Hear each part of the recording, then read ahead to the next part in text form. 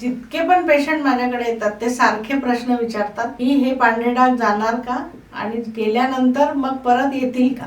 नमस्कार, मी डॉक्टर नेहा डोणगावकर. आजचा माझा जो व्हिडिओचा विषय आहे, व्हिटिलिगो असो, सोरियासिस असो, कुठलेही स्किन प्रॉब्लेम असो, सगळ्या लोकांना परमनंट सोल्युशन पाहिजे असतं. जर तुम्हाला परमनंट सोल्युशन पाहिजे असेल तर ते फक्त आणि फक्त आयुर्वेदामध्येच आहे.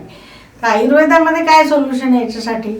तर जेव्हा आपण ट्रीटमेंट करतो, म्हणजे आम्ही जेव्हा ट्रीटमेंट सुरू करतो पांढऱ्या डागाची आणि सोरियासिसची, तर त्याच्यामध्ये क्युअरचा रेट खूप चांगला आहे.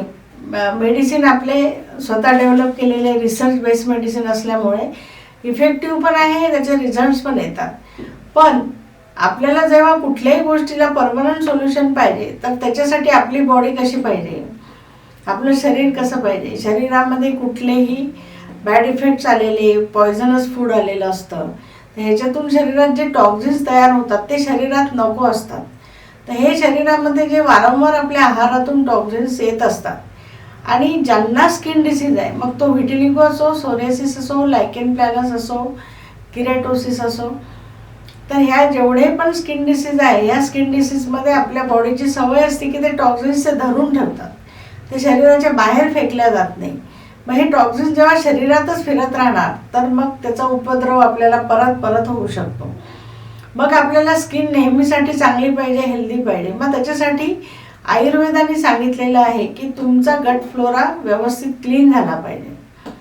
आता त्याला शास्त्रशुद्ध भाषेमध्ये पंचकर्म म्हणतात, पण आता पंचकर्म आधीसारखे राहिले नाही.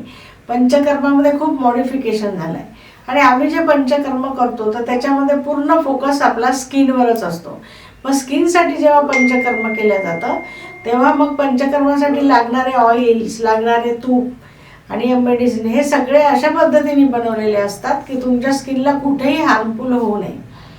कारण हे लोक खूप सेन्सिटिव्ह असतात. ज्यांना पांढरे डाग आहे आणि ज्यांना सोरियासिस आहे त्यांना कुठलाही डाग किंवा ते वाढलेलं नको असतो. पेशंट आल्यावर तेच सांगतो की हे जाऊ द्या, तुम्ही म्हणताय तसं हळूहळू होऊ द्या ट्रीटमेंट, पण हे वाढायला नको मॅडम. आता तुम्ही कुठलीही गोष्ट वाढायला नको असं म्हणतात, तर तुमच्या बॉडीमध्ये ती सवय झालेली आहे ना, वाढतंय ना ते आधीच, म्हणूनच तुम्ही डॉक्टरांकडे आलात. मग ते वाढू नको असं जेव्हा तुम्हाला वाटतं तेव्हा तुमची जबाबदारी पण वाढलेली असते. त्याच्यात तुम्हाला पहिली जबाबदारी असते पथ्य व्यवस्थित करण्याची. पथ्य व्यवस्थित पाळले पाहिजे आणि त्याच्यासोबत आपण जे गट फ्लोरा क्लिन्झिंग म्हणतो तो आम्ही सांगतो त्या पद्धतीने आमच्याकडे करून घ्यायला पाहिजे. कारण कुठेही तुम्ही असं जाऊन जर कुठलेही पण पंचकर्म कराल तर ते साधारणतः नॉर्मल लोकांसाठी त्यांनी तयार केलेले पंचकर्म असतात. पण आमच्याकडे जे पंचकर्म होतं ते स्पेसिफिक स्किनला लक्षात घेऊन आणि त्याला कुठेही डिस्टर्बन्स न करता केलेलं पंचकर्म असतं. तर मग त्याच्यासाठी जेव्हा गट फ्लोरा क्लिन्झिंग आपण करतो तर त्या पद्धतीने जर केलं तर शरीराची शुद्धी होते. आता शरीर शुद्ध झालं की तुमचे औषधं जे सुरू आहेत त्याला रिझल्ट पण खूप फास्ट मिळायला लागतात. सपोज तुम्हाला टप्प्याटप्प्याने 1 महिन्यापासून 4थ्या महिन्यापर्यंत जो रिझल्ट आलेला असतो, तर तुम्ही पंचकर्म केल्यानंतर तो डायरेक्ट 4 महिन्याचा रिझल्ट 1च महिन्यात येतो. तर ह्याच्यासाठी तुम्हाला त्याचं सायंटिफिक पद्धतीने जे आम्ही सांगतो त्या पद्धतीने गट फ्लोरा क्लिन्झिंग करून घेणे, त्या पद्धतीने आहार ठेवणे, सांगितल्याप्रमाणे वागणे, तर ह्याच्यामुळे तुम्हाला खूप फायदा होतो. आणि अजून एक ॲडिशनल महत्त्वाचा फायदा जो तुमचा क्वेश्चन आहे की आम्हाला हे परत नको आहे, त्याच्यासाठी हे बेस्ट सोल्युशन आहे की तुम्ही शरीराची शुद्धी करून घ्या. शरीरात जे टॉक्झिन्स तयार झालेले आहे, बाहेरून आलेले आहे, शरीरात साचलेले आहे, त्याला आधी शरीराच्या बाहेर काढा, जाऊ द्या त्याला बाहेर. त्याच्यासाठी तुम्हाला थोडा त्रास होत असेल, पथ्य पाळायला लागत असेल तर पाळा ना, कारण तुम्हाला नको आहे हा डिसीज. मग त्याच्यासाठी परमनंट सोल्युशन हेच आहे की मेडिसिन रेग्युलर घेणे आणि गट फ्लोरा क्लिन्झिंग करून घेणे. आणि अशा अनेक चिकित्सा आहेत, छोट्या छोट्या चिकित्सा आहेत की ज्याच्यामध्ये आम्ही प्रच्छान कर्म करतो. ज्या ठिकाणी पांढरे डाग आहेत तिथे जे दूषित झालेलं रक्त असतं ते निघून जायला मदत होते. त्याच्यामुळे तिथे पटापट पिगमेंटेशन यायला लागतं. रिपिगमेंटेशन झालं की मग औषधाचा पण रिझल्ट फास्ट येतो. तर अशा अनेक गोष्टी आहेत ज्या आम्ही मध्ये मध्ये करतो, औषधासोबत सांगतो. त्या जर पेशंटने व्यवस्थित फॉलो केल्या तर त्यांचाच फायदा आहे. 1 वर्षाची ट्रीटमेंट जर 6 महिन्यात होत असेल तर तुम्हाला काय नको आहे का ती? मग ती करायला काहीच हरकत नाही, फक्त तुम्ही त्या पद्धतीने करून घेतलं पाहिजे. आता माझ्याकडे येणारे बरेच पेशंट असतात ज्यांनी 5 वर्ष डर्मॅटॉलॉजिस्टकडे औषध घेतली, कुणी 10 वर्ष घेतली.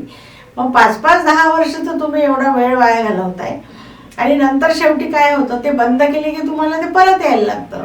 त्यावेळेस तुम्ही किती फ्रस्ट्रेट होता आणि म्हणता की अरे इतकी वर्षाची माझी मेहनत वाया गेली.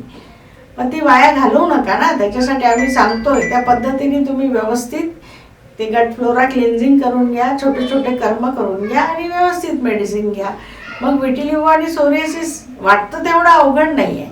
लोकांना असं वाटतं की मला 10 डॉक्टरनी सांगितलंय की बाबा हे बरं होत नाही. अहो ते त्यांच्या पद्धतीने त्यांच्या नॉलेजनुसार त्यांनी सांगितलंय. पण आयुर्वेद म्हणतोय ना हा बरा होतो.